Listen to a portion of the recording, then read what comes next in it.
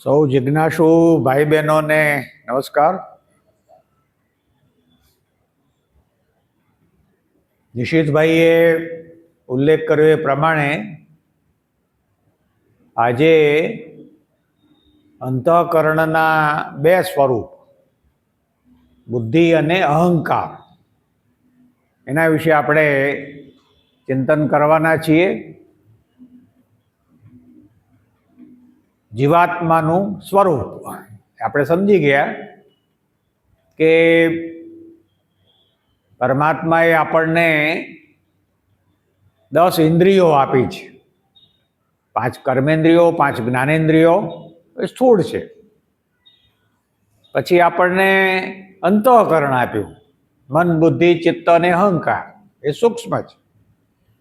અને પછી આપણને આત્મા આપ્યો, ચૈતન્ય સ્વરૂપ આત્મા. તો આ આત્મા અને ઇન્દ્રિયો એ બંનેને જોડતી કડી એટલે અંતઃકરણ, લિંક છે. અંતઃકરણ એ લિંક છે. એટલે આપણે વારંવાર કહીએ છીએ આ વર્ગમાં કે આપણે આનંદ સ્વરૂપ છીએ. આત્મા આનંદ સ્વરૂપ છે, કારણ કે પરમાત્મા આનંદ સ્વરૂપ છે અને પરમાત્માના આપણે બધા સંતાન છીએ, એટલે આપણે આનંદ સ્વરૂપ છીએ. અને છતાં જીવનમાં આપણને વિષાદનો અનુભવ થાય છે ને. છીએ તો આનંદ સ્વરૂપ, અને છતાં આપણને કેમ વિષાદ લાગે છે, ટેન્શનમાં કેમ આવી જઈએ છીએ? એનું કારણ બહુ ક્લિયર છે કે આપણું અંતઃકરણ છે તે નિર્મળ નથી. અંતઃકરણ અશુદ્ધ છે. અંતઃકરણ છે તે આસક્તિથી ઉભરાઈ ગયું છે. પણ જો અંતઃકરણ નિર્મળ થઈ જાય, શુદ્ધ થઈ જાય, પારદર્શક થઈ જાય, એટલે આપોઆપ આનંદ મળે. એટલે આનંદ મેળવવો હોય તો અંતઃકરણનું જ્ઞાન મેળવવું જ પડે, એના વગર તો ચાલે નહીં. એટલે પહેલા આપણે જો મનની વાત કરી ગયા રવિવારે. મન તો આપણું જાદુઈ મન છે ને, મન જાદુઈ મન છે. અને મનનું કેમ મહત્વનું છે? વિલિયમ જેમ્સ નામનો એક મોટો મનોવૈજ્ઞાનિક થઈ ગયો, એણે કહ્યું કે 19મી સદીની મહાન ભેટ એ મન છે. મન તો હતું ને, મન તો આપણને વર્ષોથી હતું, પણ એણે સંશોધન કરીને કહ્યું કે મન એ 19મી સદીની મહાન ભેટ છે. કારણ કે મનની અંદર છે તે સતત વિચારો ચાલ્યા કરે છે ને, વિચારોનો પ્રવાહ વયા કરે. અને વિચારોનો પ્રવાહ કેવો છે? એમાં વીજળી જેવી ચુંબકીય શક્તિ છે, ઇલેક્ટ્રોમેગ્નેટિક કરંટ છે. એમાં વિચારનું મહત્વ બહુ છે. ઇલેક્ટ્રોમેગ્નેટિક કરંટ છે. એટલે જ્યારે આપણે વિચારીએ છીએ ત્યારે એની સાથે ભાવનાઓ જોડાયેલી છે, માન્યતાઓ જોડાયેલી છે. આ બધું ભેગું આવે છે. તમે જો અનુભવ કરજો, તમે વિચારો, માન્યતાઓ, લાગણીઓ, સંવેદના બધું ભેગું આવે છે. એટલે આપણે જે વિચારો આવે છે આપણને એનું એનાલિસિસ કરવું પડે. વિચારો તો સારા આવે, ખોટા આવે, પોઝિટિવ આવે, નેગેટિવ આવે, કેટલા બધા આવે. ક્યારેક એનાલિસિસ કરજો તમે. એટલે એનું એનાલિસિસ કરવાનું છે, પસંદગી કરવાની છે, વિચારોનું ફિલ્ટરેશન. જ્યારે એક્વાગાર્ડ નહોતા ત્યારે આપણે ઘરનું રાખતા હતા, હજી ગાય તો કેટલાક લોકો રાખે છે.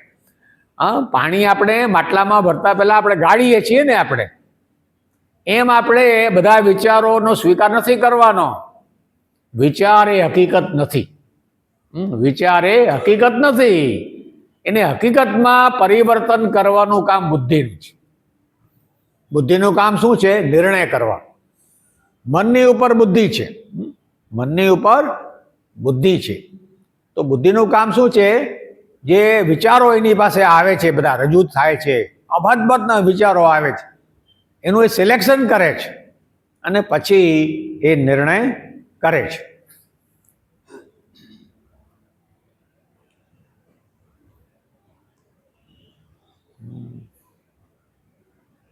ભાઈ દીપકભાઈ, જો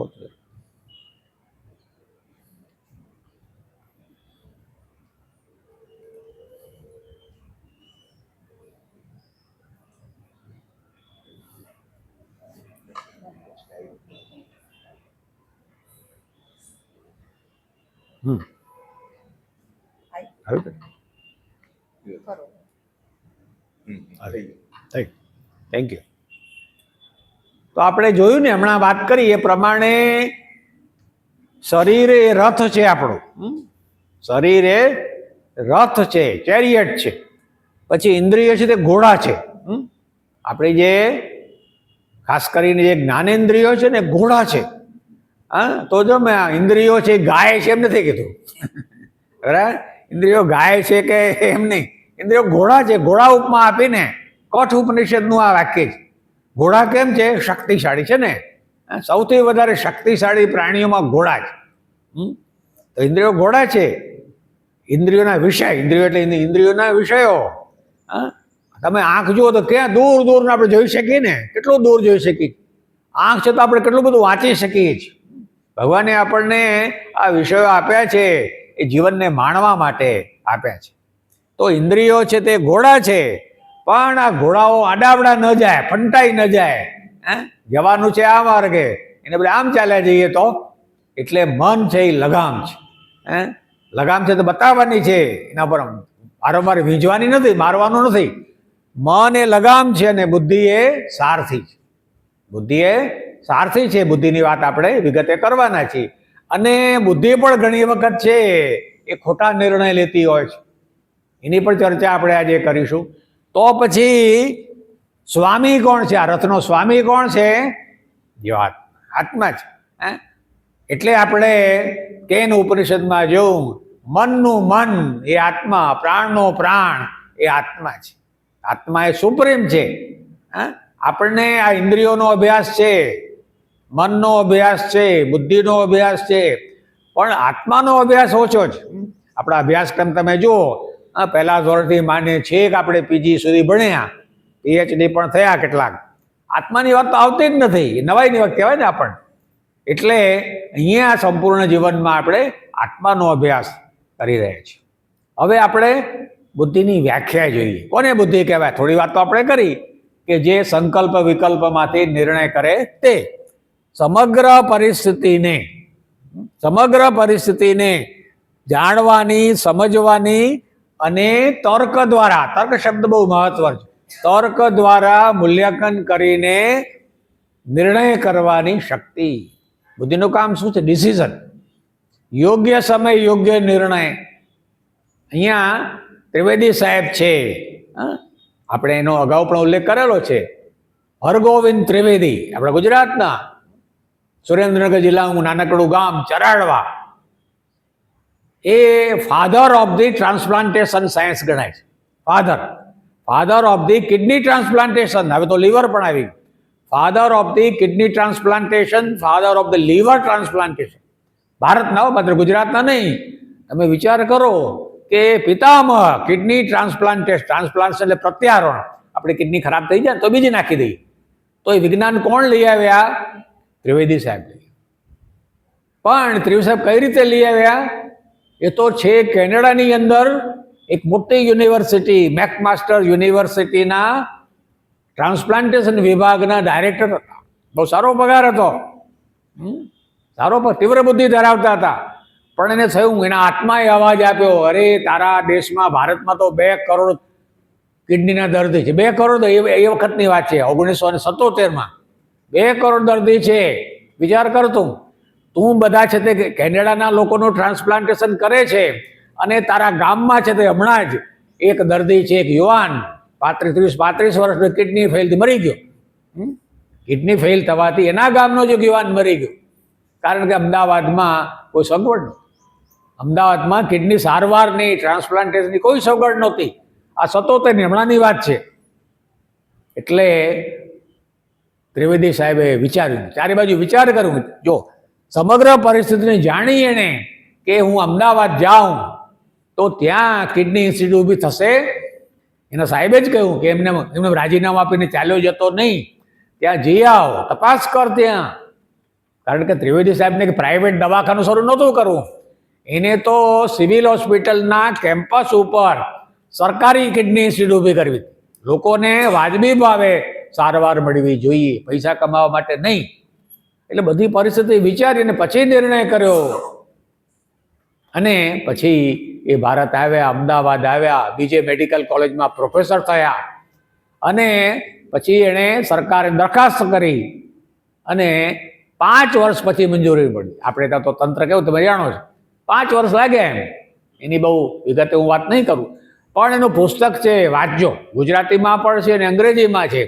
ગુજરાતીમાં છે પુરુષાર્થ પોતાનો, પ્રસાદ પ્રભુનો. બહુ સરસ પુસ્તક. પુરુષાર્થ પોતાનો, પુરુષાર્થ એમણે કર્યો, પણ પ્રસાદ પ્રભુનો. એટલે જ્યારે કિડની ઇન્સ્ટિટ્યૂટનું ઉદ્ઘાટન થવાનું હતું ને, ત્યારે એને બધા મિત્રોને કહ્યું કે આપણે નવરાત્રિના દિવસે ઉદ્ઘાટન કરશું, માની કૃપા જોઈએ.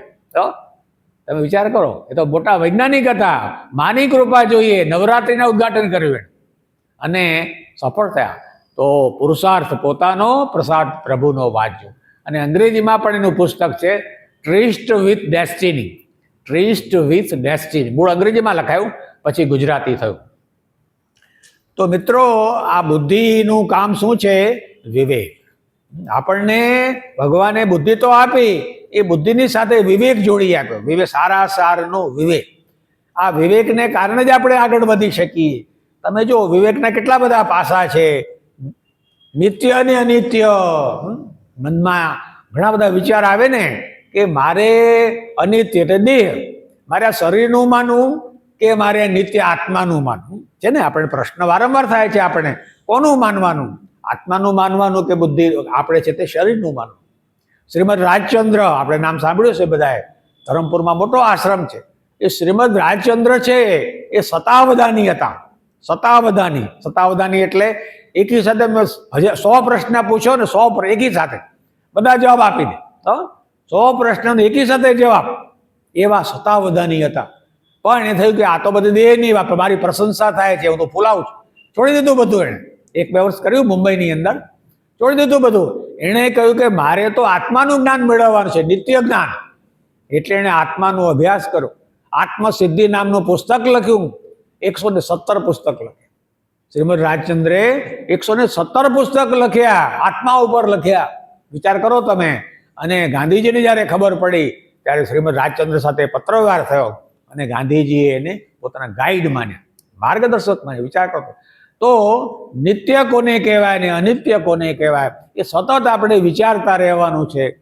સત્ય અને અસત્ય કોને કહેવાય, શ્રેય અને પ્રેય. શ્રેય અને પ્રેય. શ્રેય એટલે કલ્યાણકારી માર્ગ, ભલે લાંબો છે પણ આપણું કલ્યાણ ક્યાં છે? દુબઈથી આપણે આવ્યા હમણાં થોડા મહિના પહેલા, દુબઈથી એક આપણા મોટા કર્ણાટકના અભિનેત્રી આવ્યા, નામ નહીં દઉં, કર્ણાટક અભિનેત્રી આવ્યા, બૂટની અંદર છે તો સોનું સંતાડીને લઈ આવ્યા. બૂટની અંદર સોનું સંતાડીને લઈ આવ્યા, પકડાઈ ગયા. જો તમે પકડાઈ ગયા અને કોર્ટમાં કેસ ચાલે છે અત્યારે.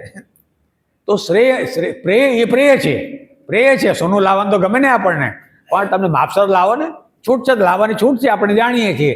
પણ તમારે ભજીયામાં સંતાડીને, બૂટમાં સંતાડીને લાવવાની જરૂર. તો એ શ્રેય કહેવાય અને પ્રેય કોને કહેવાય? અહિંસા અને હિંસા. બરાબર? અહિંસા અને હિંસા. નેલ્સન મંડેલા, દક્ષિણ આફ્રિકાના રાષ્ટ્રપતિ, આપણે જાણીએ છીએ. નેલ્સન મંડેલા, મોટું નામ છે, વાંચોની જીવન કથા.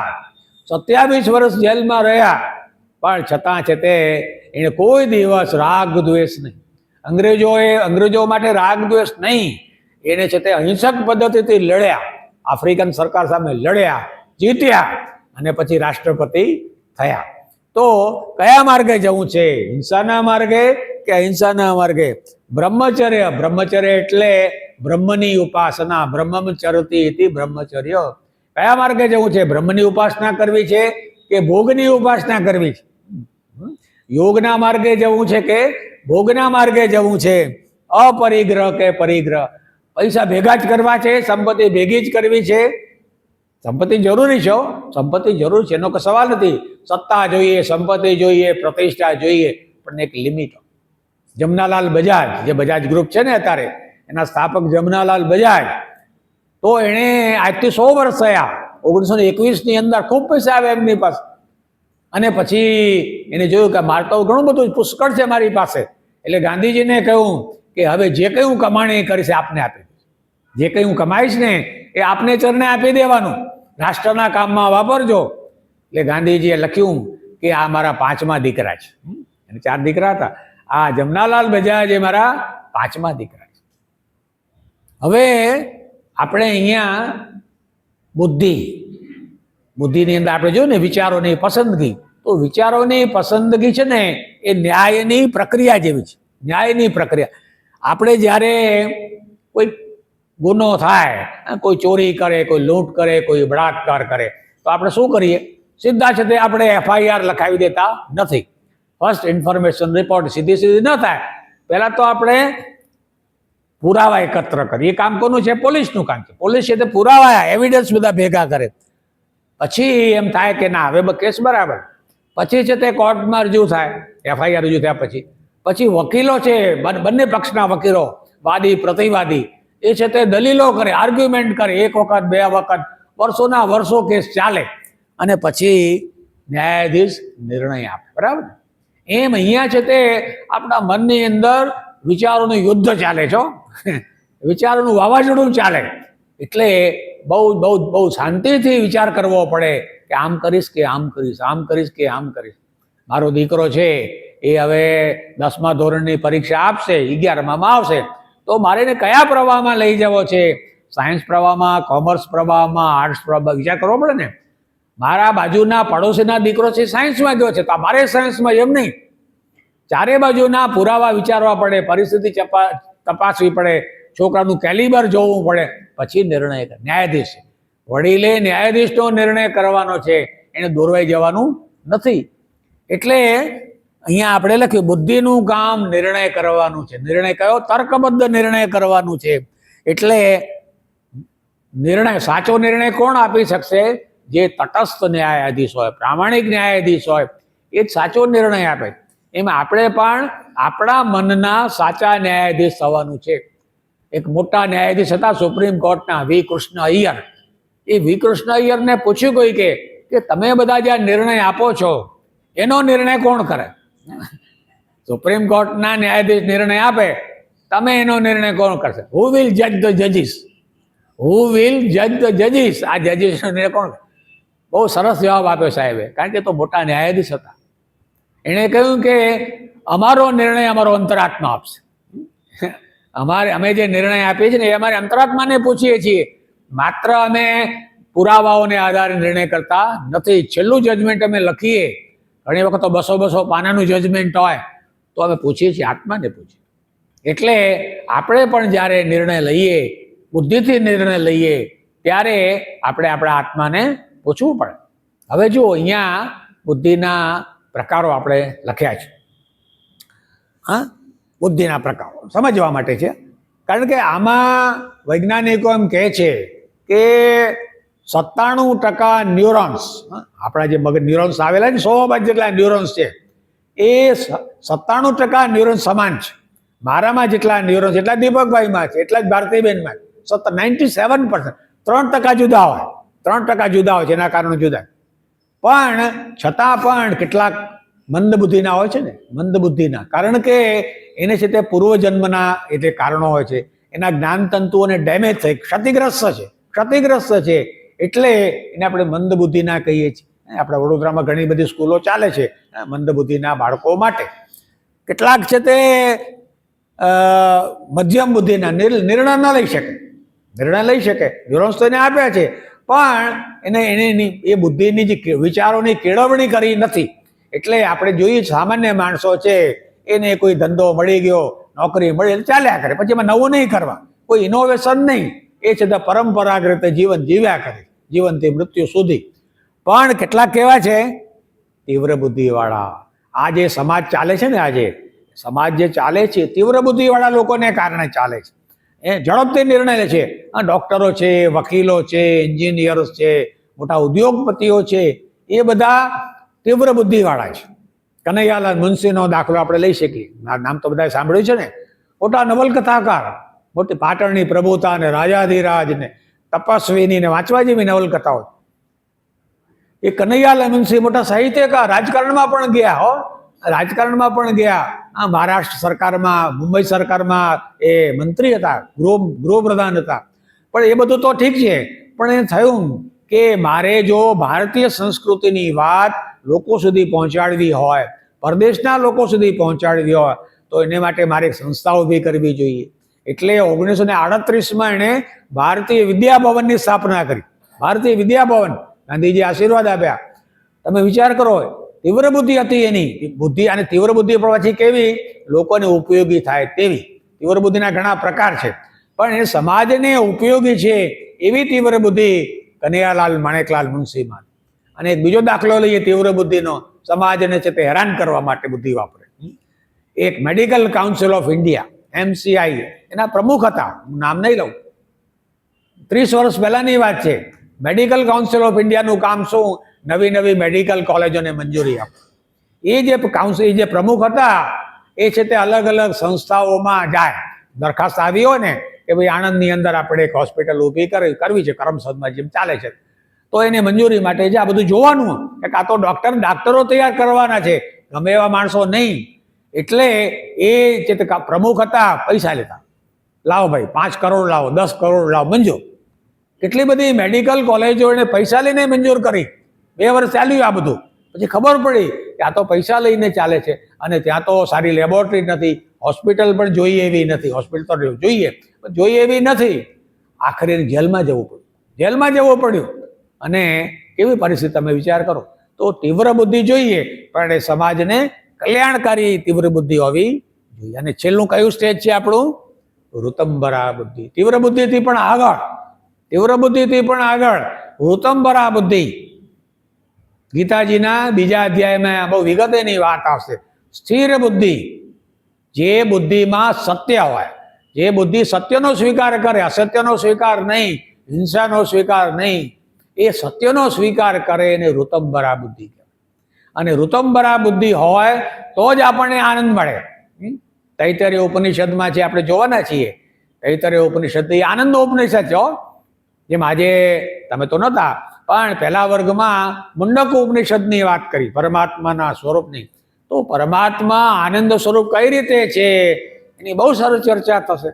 તો એમાં એક વાત એવી આવે છે કે આપણું જે શરીર છે ને, એ અલગ અલગ પ્રકારના કોષનું બનેલું છે. અન્નમય કોષ, પછી પ્રાણમય કોષ, પછી મનોમય કોષ, વિજ્ઞાનમય કોષ, અને પછી આનંદમય કોષ.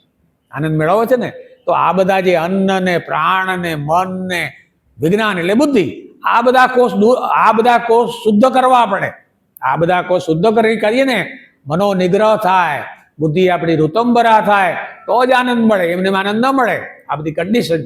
તો અહીંયા ઋતંબરા બુદ્ધિ આપણે કેળવવાની છે. એના 2 ઉદાહરણ આપ્યા છે. આ કોણ છે? રાજા જનક છે ને. રાજા તો ઘણા બધા થઈ ગયા આપણા દેશમાં, પણ આજે પણ આપણે જનક રાજાને યાદ કરી. બરાબર? એના દીકરી કોણ હતા?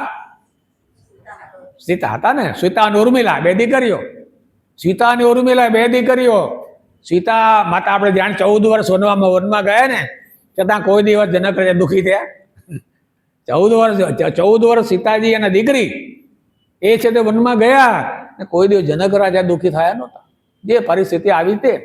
તો આજે જનક રાજાને કેમ યાદ કરીએ છીએ? કારણ કે એને છે તે રાજ્યની આસક્તિ નહોતી કે ભાઈ મને પરમાત્માએ કામ સોંપ્યું છે, તો અમારે રાજ્ય કરવાનું છે, પણ કોઈ આસક્તિ નહીં, રાગ દ્વેષ નહીં. એટલે એણે પોતાના રાજ્યની અંદર અષ્ટાવક્ર ઋષિને રાખેલા સલાહ આપવા માટે. એ દિવાનની કે એની સલાહ તો લેતા હતા, પણ છેલ્લી સલાહ છે એ અષ્ટાવક્ર ઋષિની સલાહ લેવાની. તો જનક રાજાને વિદેહી કહી છે ને, વિદેહી, જે દેહથી નિર્ણય ન લે, વિદેહી.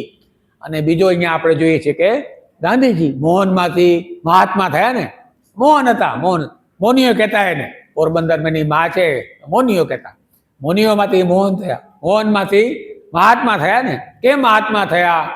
કારણ કે આત્માના અવાજને અનુસર. એટલે 1915માં જ્યારે એ ભારત આવ્યા, દક્ષિણ આફ્રિકા રહ્યા, બહુ સારી વકીલાત કરી, 5000 પાઉન્ડની કમાણી એ જમાનામાં. ગાંધીજી તમે સામાન્ય માનતા નહીં. 5000 પાઉન્ડની કમાણી હતી. 3 ગોરા વકીલોની સાથે કામ કરતા હતા. બુદ્ધિશાળી હતા, તીવ્ર બુદ્ધિવાળા હતા. પણ જ્યારે ભારત આવ્યા ત્યારે એને જોયું કે અહીંયા તો વર્ણાશ્રમ વ્યવસ્થા છે બધી એ ખરાબ થઈ ગઈ છે. અમુક લોકોને તો આપણે છે તે સાવ હલકા માનીએ છીએ, એનો પડછાયો પણ ન લેવાય, એનું પાણીએ પીવાય નહીં, એનું પાણીએ ન પીવાય, એને ઘરમાં ન આવવા દેવાય. આવું ચાલે? પરમાત્મા તો કહ્યું છે બધાનું લોહી લાલ છે. સ્વાધ્યાય પરિવારમાં દાદા કહે તો બધાનું લોહી લાલ છે. તો આને કેમ આપણે નીચલા માનીએ છીએ? આંદોલન ઉપર ગાંધીજીએ માત્ર કે સ્વાતંત્ર્ય સંગ્રામ માટે કામ નથી કર્યું. ગાંધીજીએ આખી જે સમાજ વ્યવસ્થા છે એ બદલવાનું કામ કર્યું છે. એ તમે વાંચો એટલે ખ્યાલ આવે. તો આંદોલન ઘણા લોકો વિરોધ કર્યો, એને કહ્યું તને મારી નાખશું અમે, તને ભલે મારી નાખ, મારે તો જવાનું છે ને. 5 વખત એના ઉપર હુમલા થયેલા, 5 વખત, અને બચી ગયા, પરમાત્માએ બચાવ્યા. તો ગાંધીજી એ આ વર્ણાશ્રમ વ્યવસ્થાને બદલવાનું કામ કેમ કર્યું? એની બુદ્ધિ ઋતંબરા હતી માટે. હવે જો અહીંયા આપણે બુદ્ધિના ગુણ પ્રમાણે પ્રકાશ, સત્વ ગુણ, રજસ ગુણ અને તમો, 3 ગુણની વાત આપણે આવતે અઠવાડિયે, મતલબ પછી પ્રાણ પછી આવશે, 1 રવિવાર પછી આપણે ગુણની વાત કરવાની. આ ગુણની વાત બહુ જ મહત્વની છે, અહીંયા આપણે ચર્ચા નહીં કરી. પણ ગુણ પ્રમાણે બુદ્ધિના પ્રકાર એટલે 1905ની અંદર આપણે બુદ્ધિ આંક, ઇન્ટેલિજન્ટ ક્વેશ્ચન પણ તૈયાર કરવામાં આવ્યો છે. સ્ટીફન વિનેટ નામના એક મોટો વૈજ્ઞાનિક હતા. એ સ્ટીફન વિનેટે બુદ્ધિ આંક તૈયાર કર્યો, આને આધારે કર્યો કે આપણામાં બુદ્ધિ કેવી છે અને કેટલી છે. અને પછી હમણાં એટલે આ 2000માં એક ડોના ઝોહર છે. એ ડોના ઝોહરને થયું કે ના, આ આંક બરાબર નથી. બુદ્ધિ આંક માત્ર નહીં ચાલે, આપણો આધ્યાત્મિક આંક કેવો છે. મીનાબેન, ડોના ઝોહરે આ 2000માં, ચલો 1905માં એણે કહ્યું કે આપણો બુદ્ધિ આંક પર્યાપ્ત નથી, આપણો સ્પિરિચ્યુઅલ ક્વેશ્ચન કેટલો છે, આધ્યાત્મિક આંક કેવો છે, એનો અભ્યાસ કરજો. તો મિત્રો, સાત્વિક બુદ્ધિ કોને કહેવાય? એ કર્તવ્ય ને અકર્તવ્ય જાણે, નિવૃત્તિ માર્ગ જાણે કે હું તો હવે 60 વર્ષે નિવૃત્ત થઈ ગયો છું, બરાબર છે. અત્યાર સુધી હું છતે એક જગ્યાએ કામ કરતો હતો, પણ હવે નિવૃત્ત થઈ ગયો, હવે મારે શું કરવાનું? હવે મારે છે સંપૂર્ણ જીવનમાં અને ખબર પડી આવવું જોઈએ કે નહીં.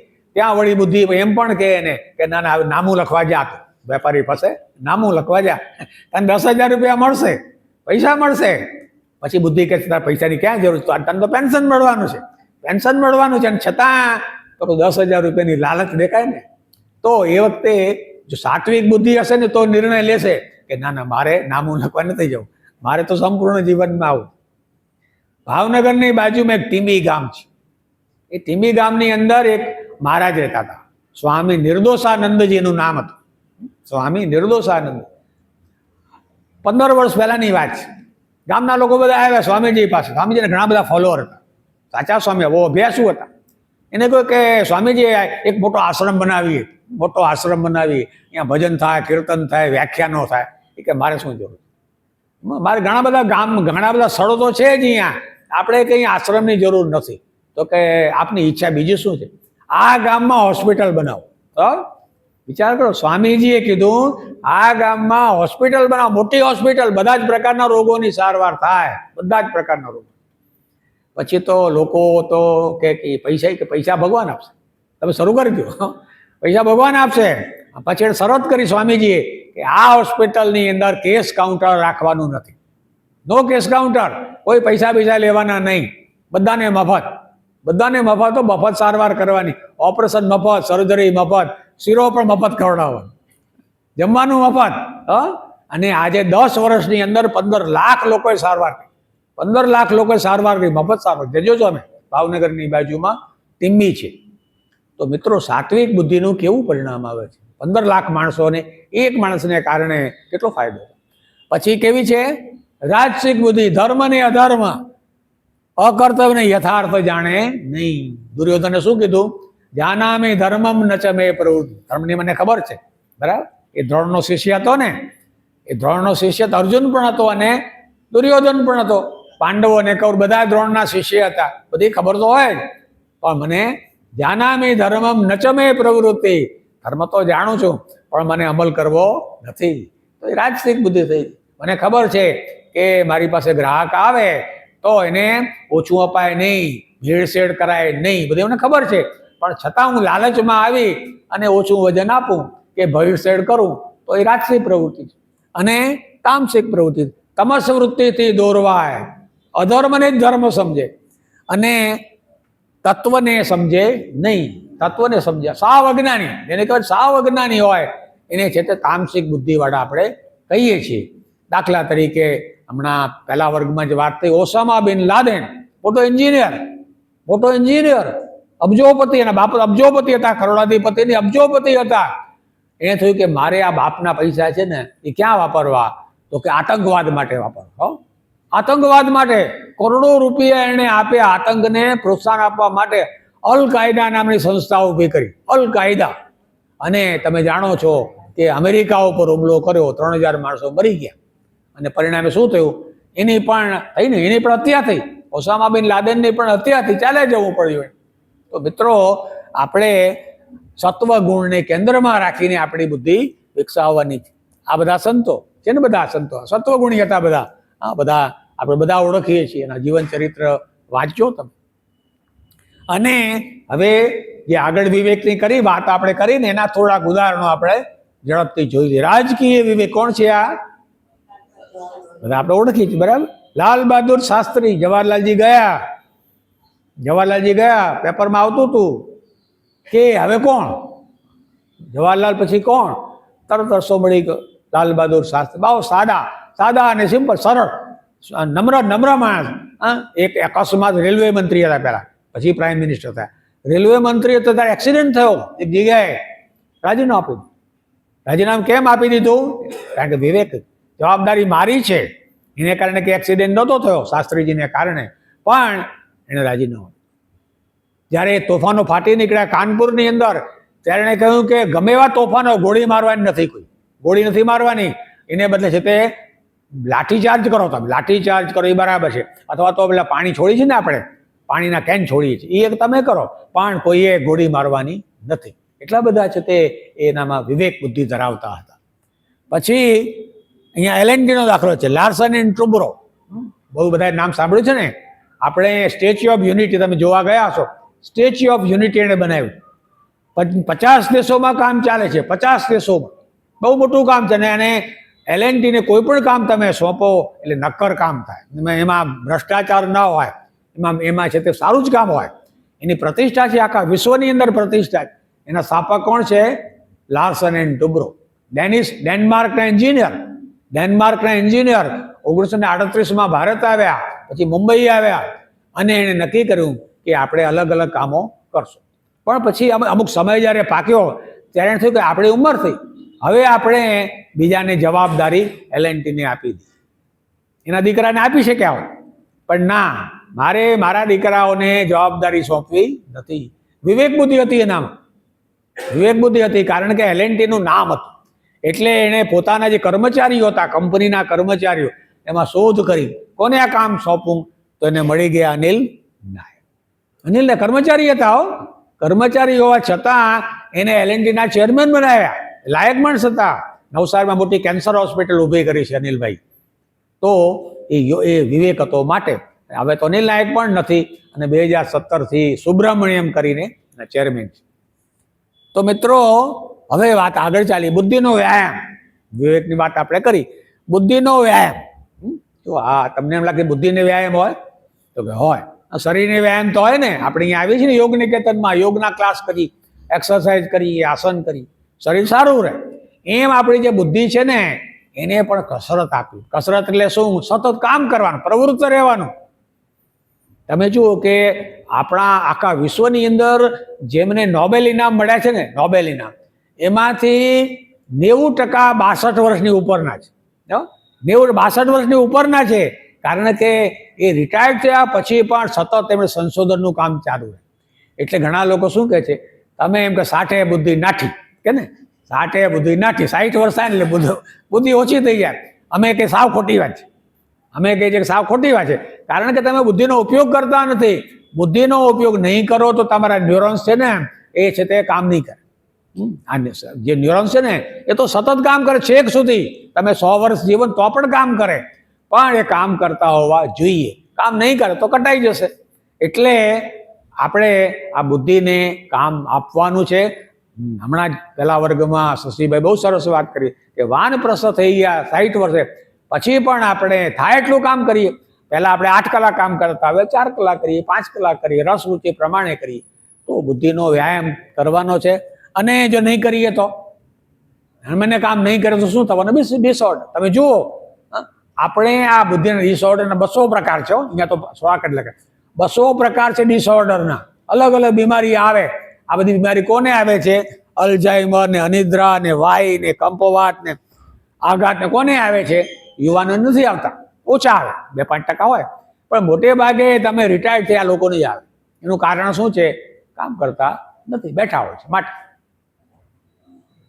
હવે આપણે વાત કરવી છે બીજો ભાગ, અહંકાર. અહંકાર શબ્દ આવે એટલે આપણને થાય કે અહંકાર કરાય ન કરાય, બરાબર? એમ થાય ને. આ અહંકાર શબ્દ વિશે આપણા મનમાં ઘણી બધી અસ્પષ્ટતાઓ છે. અધ્યાત્મ એમ કહે છે, આપણા શાસ્ત્રો એમ કહે છે અહંકાર જરૂરી છે. અહંકાર જરૂરી છે, બહુ જરૂરી છે. કેમ જરૂરી છે એની વાત આપણે કરવાના છીએ. તમે જો, અહંકાર દ્વારા સૂક્ષ્મ શરીરની રચના. આ વાક્ય બહુ સમજવા જેવું છે. અહંકાર દ્વારા સૂક્ષ્મ શરીરની રચના. સૂક્ષ્મ શરીર એટલે આપણું આત્મા છે ને. પેલું ઇન્દ્રિયો છે એ તો સ્થૂળ છે, અંતઃકરણ છે એ સૂક્ષ્મ છે. પણ અંતઃકરણની ઉપર પણ જે કારણ શરીર છે એ આત્મા એ સૂક્ષ્મ. હવે આપણે સૂક્ષ્મ શરીર એટલે આત્માના અવાજ પ્રમાણે ક્યારે આપણે કામ કરશું? અહંકાર હશે ત્યારે. અહંકાર એટલે શું? હું કોણ છું? હું કોણ છું? હું ભાસ્કરભાઈ નથી, હું દિલીપભાઈ નથી, હું ભારતીબેન નથી, હું તો પરમાત્માનો દીકરો છું, દીકરી છું ને. આવો અહંકાર રાખવાનો છે આપણે, આવો અહંકાર. એટલે અહંકારને યોગ્ય અર્થમાં આપણે સમજવાનું છે કે આપણે મનુષ્ય જન્મ મળ્યો છે, આપણને બેસ્ટ જન્મ આપણને મળ્યો છે. ગયા જન્મમાં આપણે સારામાં સારા કાર્ય કર્યા છે માટે આપણને મનુષ્ય જન્મ મળ્યો છે. એટલે અહંકાર છે અંતઃકરણનો સૌથી મહત્વનો ઘટક છે. મનુષ્યના વ્યક્તિત્વને નિખાર આપે છે. મનુષ્યના પર્સનાલિટી, મનુષ્યના વ્યક્તિત્વને. હું તો એનાથી પણ આગળ વધીને કહું કે અહંકાર મનુષ્યના ચારિત્રનું ઘડતર કરે છે. વ્યક્તિત્વ શબ્દ તો બરાબર છે, એનાથી આગળ શબ્દ ચારિત્ર. ચારિત્રનું નિર્માણ કરે છે અહંકાર. એક દાખલો લઈએ માર્ટિન લ્યુથર કિંગનો. માર્ટિન લ્યુથર કિંગ અમેરિકાનો ગાંધી. આપણે તો આપણા ગાંધીને માન ઓળખીએ છીએ, પણ દુનિયામાં કેટલા બધા ગાંધી થઈ ગયા છે. એના વિશે ઘણા પુસ્તકો પણ લખાયા. અમેરિકાનો ગાંધી. 1955ની વાત છે. અમેરિકાની અંદર બસમાં બેસવું હોય તો કાળા લોકો માટે જુદી સીટ હતી. વિચારો, હમણાંની વાત છે, 55 એટલે કંઈ બહુ વર્ષો થયા નથી. અમે સ્કૂલમાં જવું હોય તો ગોરાઓને જુદા બેસાડવાના, કાળાઓને જુદા બેસાડવાના. એટલે માર્ટિન લ્યુથર કે આવું ચાલે? અમેરિકા તો લોકશાહી દેશ, મોટો દેશ, અને છતાં ભેદભાવ કેમ? અમે કાળા છીએ માટે, અમે હબ્સી છીએ, અમે નિગ્રો છીએ માટે. લડતું પડી એને. અમેરિકન સરકાર સામે લડ્યા, અહિંસાથી લડ્યા, અહિંસાથી લડ્યા. કારણ કે ગાંધીજીના એ ફોલોઅર હતા, ગાંધીજીની આત્મકથા વાંચેલી. અને વોશિંગ્ટન કૂચ કરી એને, દાંડી કૂચની પ્રેરણા મળી એને. જેમ ગાંધીજીએ દાંડી કૂચ કરી, મીઠાનો સત્યાગ્રહ કર્યો, વોશિંગ્ટન કૂચ કરી. લાખો માણસો, 5 લાખ માણસો જોડાયા, 5 લાખ માણસો જોડાયા. અને અમેરિકાની સરકાર તો ચોંકી ગઈ. આ કોણ? આ માર્ટિન લ્યુથર કોણ? કાયદાઓ બદલી નાખ્યા, બધા કાયદા બદલી નાખ્યા. હો, વિચાર કરો તમે. અને પરિણામે માર્ટિન લ્યુથર કિંગની જીત થઈ. પછી તો એનું ખૂન પણ થઈ ગયો. આમાં જુઓ તમે કે જે સારા માણસો છે ને, એને એકને જવું પડે. ગાંધીજીનું જાણીએ છીએ, સોક્રેટિસનું જાણીએ થવાનું, પણ એને કે એના મૃત્યુની ચિંતા હોતી નથી. પોતાનું મિશન પૂરું કરવાનું છે, પોતાનું મિશન પૂરું કરીને જાય છે. તો અહંકાર છે તે મનુષ્યના ચારિત્રનું ઘડતર કરે. હવે તમે જુઓ કે અહીંયા અહંકારના પણ આપણે થોડા પ્રકારો પાડ્યા છે. સાયકોલોજી માનવીય મનોવૈજ્ઞાનિકોએ પ્રકાર પાડ્યા છે કે તામસિક, રાજસિક અને સાત્વિક, એ 3 પ્રકારો પાડ્યા. હવે તમે જુઓ કે આ જે તામસિક વૃત્તિવાળા હોય એ કેવા હોય? અહંકાર, તામસિક અહંકારવાળા કેવા હોય? એ પશુ વૃત્તિ એનામાં હોય, વિવેકનો અભાવ હોય, સમાજના કાયદા કાનૂનોને કંઈ માને નહીં. આ તામસિક વૃત્તિવાળા છે. આપણે જે દાખલો જોયો ને કે ઓસામા બિન લાદેન હોય. એક બીજો દાખલો પણ લઈ છે અહીંયા, ઈદી અમીન. નામ સાંભળ્યું છે બધાએ? ઈદી અમીન યુગાન્ડાનો રાષ્ટ્રપતિ હતો. યુગાન્ડાનો રાષ્ટ્રપતિ હતો. હા, 1972ની અંદર એને હુકમ બહાર પાડ્યો. 72ની જ વાત છે. હુકમ બહાર 21 દિવસમાં બધા ભારતીયોએ દેશ છોડીને ચાલ્યા. 21 દિવસો, 21 દિવસમાં ચાલ્યા જવાનું અને નહીં જાતો જેલમાં જવા. તો નહીં જાતો જેલમાં. હવે 21 દિવસમાં શું કરું? પહેરેલે કપડાં બધા ચાલ્યા, પહેરેલે થોડી ઘણી સંપત્તિ જે કંઈ હતી બધા લઈ ગયા, બધા લંડન ગયા, મોટા ભાગના લંડન ગયા. ઇંગ્લેન્ડની સરકારે કહ્યું કે અહીંયા આવી જાઓ, અહીંયા આવી કાંઈ વાંધો નહીં. બધા ગયા ત્યાં અને સુખી થયા. યુગાન્ડામાં હતા એના કરતાં પણ વધારે સુખી થયા. તો યુગાન્ડાને સમૃદ્ધ કરનાર ભારતીયો હતા, નાનજી કાલિદાસ મહેતા, એવા ઘણા બધા માણસો હતા. પણ આજે ઈદી અમીન છે તે એનામાં અહંકાર હતો. કેવો અહંકાર? તામસિક અહંકાર. એટલે છે તે આપણે જાણીએ છીએ કે આખરે એને પણ ચાલે જવું પડે. પછી કેવો અહંકાર છે? રાજસિક અહંકાર. રાજસિક અહંકાર બે ભાવ મારે થોડા વિવેકીઓ છે, સમાજના કાયદા કાનૂનને માને છે. રાજસિક માણસો કેવા હોય? બહારથી દેખાવ સરસ કરે. તમે જુઓ કે જે માણસો બહુ મીઠું મીઠું બોલતા હોય ને એનો કોઈ દિવસ વિશ્વાસ કરવો નહીં. સમજી જવાનું આ મીઠું મીઠું બોલે છે ને એટલે એનો કંઈ સ્વાર્થ હશે. હા, એટલે એનો એક દાખલો લઈએ આપણે. મોહમ્મદ અલી જીણા. કોણ હતા મોહમ્મદ અલી જીણા? પાકિસ્તાનના, બરાબર, પાકિસ્તાનના જનક હતા. પાકિસ્તાનના જનક, પાકિસ્તાનના રાષ્ટ્રપતિ. હવે તમે વિચાર કરો, તીવ્ર બુદ્ધિવાળા ભારત આવ્યા, સુટેડ બુટેડ હતા. મેં એના ફોટા જોયા છે. સુટેડ બુટેડ, કોઈ દિવસ કુરાને વાંચ્યું નહોતું. કોઈ તો કુરાન વાંચ્યું નહોતું. કોંગ્રેસમાં હતા, કોંગ્રેસના મેમ્બર થઈ ગયેલા. પણ પછી એને થયું કે ભારતમાં જો હું રહીશ તો હું કોઈ દિવસ ભારતનો વડાપ્રધાન બની શકીશ નહીં, ભારતનો રાષ્ટ્રપતિ બની શકીશ નહીં. એટલે 1945થી એણે ચળવળ ઉપાડી, મુસ્લિમ લીગની સ્થાપના કરી. લીગ તો પહેલાં સ્થપાઈ ચૂકી હતી. એ મુસ્લિમ લીગમાં એક્ટિવ થયા અને પછી ગાંધીજીને ખબર પડી, ગાંધીજી હોશિયાર, એને બોલાવ્યા. મોહમ્મદ અલી જીણાને ઘરે બોલાવ્યા એણે કે આવો તો આપણે ચર્ચા. પછી કહ્યું કે આ જે ભાગલાની વાત ચાલે છે ને, ભાગલાની વાત ચાલે છે ભારત પાકિસ્તાન, એ બરાબર નથી. એ નુકસાન કરશે, દેશને નુકસાન કરશે. આપણે અખંડ હિન્દુસ્તાન જોઈએ. અને પછી ગાંધીજીએ કહ્યું તમારે ભારતના વડાપ્રધાન બનવું છે, બોલો હું બનાવીશ. તો લખાયેલું છે, તમને ભારતના વડાપ્રધાન હું બનાવીશ. જવાબદારી લીધેલી. એ કે મારું કોણ માનશે? કે તમારું કોણ માનશે? એ કોંગ્રેસ માનશે. તમારું કોંગ્રેસ માનશે કે? પણ મોહમ્મદ અલી જીણા સમજતા હતા કે જવાહરલાલ કે સરદાર વલ્લભભાઈ પટેલ છે એ બધા કંઈ ગાંધીજીને થોડા માને. એટલે એણે કહ્યું કે ના. અને પરિણામે છેક ઓગસ્ટ 46થી ડાયરેક્ટ એક્શન, મારો ને કાપી નાખો ચાલુ થયું. આઝાદી તો આપણને ઓગસ્ટ 47માં મળી. 1 વર્ષ સુધી હિન્દુસ્તાનમાં મારા કાપી, ડાયરેક્ટ એક્શન. એ એલાન કોણે આપ્યું? મોહમ્મદ અલી જીણા, પોતાની રાજસિક બુદ્ધિને. અને આપણે જાણીએ છીએ બધા કે ભાગલા થયા, રાષ્ટ્રપતિ થયા, 1 વર્ષમાં ગુજરી ગયા. 1 જ વર્ષની અંદર છે એ મોહમ્મદ અલી જીણા ગુજરી ગયા. કારણ કે એને ખબર હતી કે મને કેન્સર છે, એને કેન્સર હતું. અને છતાં પણ પોતાની આ જે સત્તા માટેની જે વાસના હતી એને માટે જે કામ કર્યું એને પરિણામે આપણે કેટલું બધું નુકસાન આજે પણ ભોગવી રહ્યા છે. અને સાત્વિક આત્મભાવ મારે, બરાબર, એ નમ્ર અને વિવેકીઓ છે, નૈતિકો છે, પ્રામાણિકો છે અને સેવાભાવ. એવા તો અસંખ્ય દાખલા છે. તામસિક બુદ્ધિ, તામસિક અહંકારવાળા કે રાજસિક અહંકારવાળા પ્રમાણમાં હું તો કહું છું તમે સર્વે કરો, ઓછા હોય. સાત્વિક અહંકારવાળા ઘણા છે આપણા દેશમાં, આપણે ખબર નથી. આપણે એની જીવન ચરિત્ર કે આત્મકથા વાંચીએ ત્યારે ખ્યાલ આવે. એક જ દાખલો લઈએ, ડૉક્ટર વિક્રમ સારાભાઈ. નામ સાંભળ્યું છે ને બધાએ? ડૉક્ટર વિક્રમ મોટા વૈજ્ઞાનિક હતા ને, મોટા વૈજ્ઞાનિક હતા, સાયન્ટિસ્ટ હતા. અંબાલાલ સારાભાઈના દીકરા, વારસો પણ મળ્યો હતો ને અંબાલાલભાઈનો. મોટા ઉદ્યોગપતિ હતા. અમદાવાદની અંદર કાપડની મિલ સ્થાપેલી એમણે, એનો વારસો. એના બેન હતા, એના ફૈબા અંબાલાલના જે બેન હતા, અનસુયાબેન સારાભાઈ, એ પણ મજૂરોના આગેવાન. અંબાલાલભાઈ છે તે મિલ માલિકોના આગેવાન અને એના સગા બેન અનસુયાબેન એ મજૂરોના આગેવાન. લડત આપેલી એણે.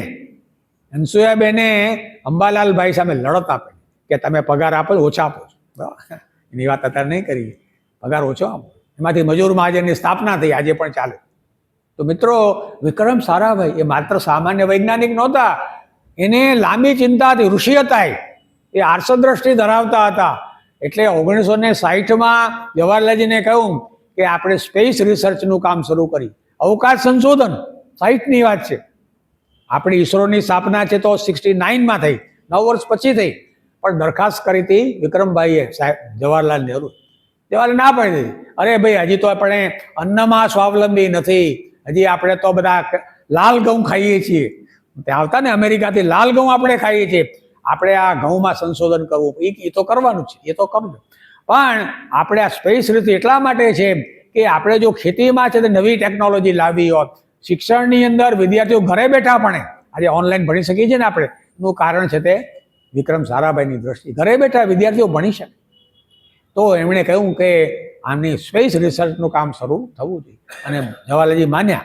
કહ્યું કે ત્યાં બરાબર એક કમિટી રચી અને કામ શરૂ થઈ ગયું. પછી 69 વિધિવત કામ શરૂ. વિક્રમ સારાભાઈને થયું કે અમદાવાદમાં ઇન્ડિયન ઇન્સ્ટિટ્યૂટ ઓફ મેનેજ IIMની સ્થાપના થવી જોઈએ. IIMનો વિચાર વિક્રમભાઈનો. IIMની સ્થાપના થવી જોઈએ, એક વ્યવસ્થાપન માટેની, મેનેજમેન્ટ માટેની સારામાં સારી કોલેજ અમદાવાદમાં જોઈએ, મારા શહેર. એ વખતે તો અમદાવાદ બહુ આગળ પડતું હતું નહીં, પણ એ વિક્રમભાઈને કારણે IIMની સ્થાપના થઈ. જમીન નહોતી, કસ્તુરભાઈ લાલભાઈ આપી. કસ્તુરભાઈ કહ્યું મોટા, એ પણ મોટા ઉદ્યોગપતિ, એણે કહ્યું હું જમીન આપીશ, અને પરિણામે IIMની સ્થાપના. કેટલા ઘણા બધા ખૂબ કામો થયા છે, અને આજે પણ વિક્રમ સારાભાઈનું જીવન છે એ ઉદાહરણીય છે. એ કોને કારણે છે? એ સાત્વિક અહંકારને કારણે. હવે જો આપણે જે દાખલા આપ્યા ને હમણાં, ઈદી અમીન, મોહમ્મદ અલી ઝીણા અને વિક્રમ સારાભાઈ. હવે તમે જો હાનિકારક અહંકાર જો આપણો હાનિકારક ઈડ, આપણે કહ્યું ને ઈડ, એને ઈડ કહેવાય અથવા ઈગો કહેવાય, તો આપણને સ્પર્ધામાં જોતરે છે, ઉચ્ચ ગુણો ખેડવવામાં અરુચિ થાય છે, અનૈતિક કાર્યોમાં પ્રવૃત્ત થઈ છે, શોષણ વૃત્તિ. હાનિકારક અહંકાર જ્યારે હોય ત્યારે બીજાનું આપણે એક્સપ્લોઇટેશન કરીએ. કારણ કે એમાં આપણને દ્વૈત ભાવ હોય છે, મારું, હું મારો જ વિચાર કરું છું, બીજાનો વિચાર નહીં. અદ્વૈત ભાવ કેળવાતો નથી. પણ જો આપણામાં આ અહંકાર શૂન્ય આપતા પુરુષો હોય તો તમે જો આ બધા કેટલા બધા મહાપુરુષો છે ને, વિવેકાનંદ છે, વિનોબાજી છે, આ બધા છે તે અહંકાર જરાય નહીં, અહંકાર શૂન્ય, સાત્વિક અહંકારથી પણ આગળ. જેમ આપણે કહીએ છીએ સત્વગુણ, રજસ ગુણ ને તમો, એનાથી પણ આગળ ગુણાતીત. એટલે એ ગુણાતીતની જેમ અહંકાર શૂન્ય, આ વિનોબાનું આપણે બધા જાણીએ છીએ કે કેવા મોટા પુરુષ હતા. ભૂદાન આંદોલન કર્યું ને આપણે, ભૂદાન આંદોલન કર્યું. એણે કહ્યું કે તમારા 5 દીકરા હોય 6 દીકરા માનો, તમારા 5 દીકરાને બદલે તમારે 6 દીકરા છે એમ માનો, અને તમારી પાસે જમીન હોય 60 એકર જમીન હોય, 10 એકર જમીન તમારે છઠ્ઠા દીકરાને આપી દો. બધાને 10 એકર આપો, 10 એકર જમીન એને આપી દો. તમે વિચાર કરો, વિનોબાજી આત્માના અવાજથી લોકોને કહ્યું, અને પરિણામે મોટું આંદોલન ચાલ્યું. આખા વિશ્વમાં ક્યાંય આવું આંદોલન થયું નથી. આખા વિશ્વમાં આંદોલન ચાલ્યું. 42 લાખ એકર જમીન મળી. અહંકાર શૂન્યતાને કારણે 42 લાખ એકર જમીન મળી, ભૂદાનમાં મળી. ભૂ એટલે જમીન, જમીનનું દાન મળ્યું. આજે તમે કોઈ પાસે 1000 રૂપિયા માગો તો આપે? એ કે હું તને અમે નથી ઓળખતા ભાઈ, તમે આપણે 1000 રૂપિયા કોઈ ના આપે, પણ જમીન મળી. તમે વિચાર કરો, એક મોટું આંદોલન. તો આ બધા મહાપુરુષોમાંથી. અને હવે છેલ્લી વાત, અહંકાર શૂન્ય થવાના ઉપાયો. જ્ઞાન, આપણે જોયું ને, જ્ઞાન એટલે કયું? ગણિત વિજ્ઞાનનું જ્ઞાન નહીં, આત્મજ્ઞાન. બરાબર? અહંકાર ક્યારે દૂર થાય? આત્માનું જ્ઞાન મળે. આપણી બુદ્ધિ છે તે ઋતંબરે ક્યારે થાય? મન આપણું નિર્મળ ક્યારે થાય? આત્માનું જ્ઞાન થાય ત્યારે. અને નિષ્કામ કર્મ તો કરવાના છે આપણને, પણ નિષ્કામ કર્મ, સકામ કર્મ આપણે જ્યારે આ જીવન જીવીએ છીએ, ગૃહસ્થાશ્રમમાં સકામ કર્મ કરીએ છીએ ને આપણે. પૈસા જોઈએ છીએ આપણને, પગાર જોઈએ છીએ આપણને, ધંધામાંથી નફો જોઈએ, સકામ કર્મ જ. પણ એ પ્રામાણિકતાપૂર્વક આપણે કરીએ તો બરાબર.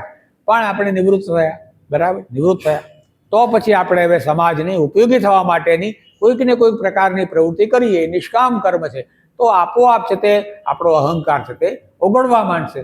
વડોદરામાં જે કોશિશ મિલાપ કરીને ટ્રસ્ટ છે, કોશિશ મિલાપ, ડૉક્ટર મિસ્ત્રી સાહેબ છે, તો મિસ્ત્રી સાહેબે નક્કી કર્યું કે હું તો દવાખાનું ચલાવું છું અને ઘણા પૈસા મળે છે, એટલે 2 કલાક હું ઝૂંપડપટ્ટીમાં જઈશ. 2 કલાક ઝૂંપડપટ્ટીમાં જાય છો, ઝૂંપડપટ્ટીમાં જઈને એ ત્યાંના જે વાલીઓ છે, જે બધા રહે છે, બધા એની સેવા કરે. પછી એને લાઈ વિચાર આવ્યો કે આ છોકરા તો બધા ભણતા નથી, અને ભણાવવાનું કામ પણ શરૂ કર્યું, શિક્ષણનું કામ પણ શરૂ કર્યું. તો તમે સકામ કર્મની સાથે પણ નિષ્કામ કર્મ કરી શકો, સ્વતંત્ર રીતે પણ કરી શકો. તો નિષ્કામ કર્મ નમ્રતા, શાસ્ત્ર વાંચન, સત્સંગ. શાસ્ત્ર વાંચન આ બહુ અગત્યનું છે.